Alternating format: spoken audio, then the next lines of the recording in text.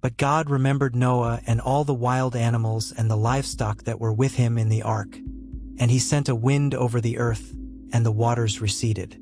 Now the springs of the deep and the floodgates of the heavens had been closed, and the rain had stopped falling from the sky.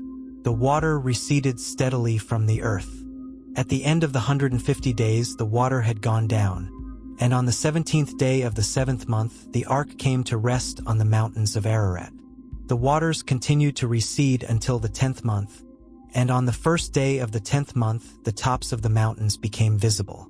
After 40 days Noah opened a window he had made in the ark and sent out a raven, and it kept flying back and forth until the water had dried up from the earth. Then he sent out a dove to see if the water had receded from the surface of the ground. But the dove could find nowhere to perch because there was water over all the surface of the earth. So it returned to Noah in the ark. He reached out his hand and took the dove and brought it back to himself in the ark. He waited 7 more days and again sent out the dove from the ark. When the dove returned to him in the evening, there in its beak was a freshly plucked olive leaf. Then Noah knew that the water had receded from the earth. He waited 7 more days and sent the dove out again, but this time it did not return to him. By the first day of the 1st month of Noah's 601st year, the water had dried up from the earth. Noah then removed the covering from the ark and saw that the surface of the ground was dry. By the 27th day of the 2nd month, the earth was completely dry.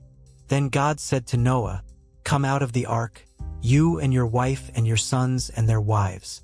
Bring out every kind of living creature that is with you, the birds, the animals, and all the creatures that move along the ground, so they can multiply on the earth and be fruitful and increase in number on it." So Noah came out, together with his sons and his wife and his sons' wives. All the animals and all the creatures that move along the ground and all the birds, everything that moves on land, came out of the ark one kind after another. Then Noah built an altar to the Lord and, taking some of all the clean animals and clean birds, he sacrificed burnt offerings on it. The Lord smelled the pleasing aroma and said in his heart, "Never again will I curse the ground because of humans, even though every inclination of the human heart is evil from childhood. And never again will I destroy all living creatures as I have done.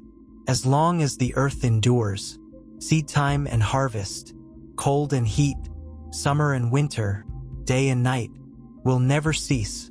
Then God blessed Noah and his sons, saying to them, "Be fruitful and increase in number and fill the earth. The fear and dread of you will fall on all the beasts of the earth, and on all the birds in the sky, on every creature that moves along the ground, and on all the fish in the sea. They are given into your hands. Everything that lives and moves about will be food for you. Just as I gave you the green plants, I now give you everything. But you must not eat meat that has its lifeblood still in it. And for your lifeblood I will surely demand an accounting. I will demand an accounting from every animal. And from each human being, too, I will demand an accounting for the life of another human being. Whoever sheds human blood, by humans shall their blood be shed. For in the image of God has God made mankind. As for you, be fruitful and increase in number. Multiply on the earth and increase upon it." Then God said to Noah and to his sons with him, "I now establish my covenant with you and with your descendants after you and with every living creature that was with you, the birds, the livestock, and all the wild animals, all those that came out of the ark with you, every living creature on earth. I establish my covenant with you. Never again will all life be destroyed by the waters of a flood. Never again will there be a flood to destroy the earth." And God said, "This is the sign of the covenant I am making between me and you and every living creature with you, a covenant for all generations to come. I have set my rainbow in the clouds, and it will be the sign of the covenant between me and the earth. Whenever I bring clouds over the earth and the rainbow appears in the clouds, I will remember my covenant between me and you and all living creatures of every kind. Never again will the waters become a flood to destroy all life. Whenever the rainbow appears in the clouds, I will see it and remember the everlasting covenant between God and all living creatures of every kind on the earth, So God said to Noah, "This is the sign of the covenant I have established between me and all life on the earth. The sons of Noah who came out of the ark were Shem, Ham, and Japheth. Ham was the father of Canaan. These were the 3 sons of Noah, and from them came the people who were scattered over the whole earth. Noah, a man of the soil, proceeded to plant a vineyard. When he drank some of its wine, he became drunk and lay uncovered inside his tent.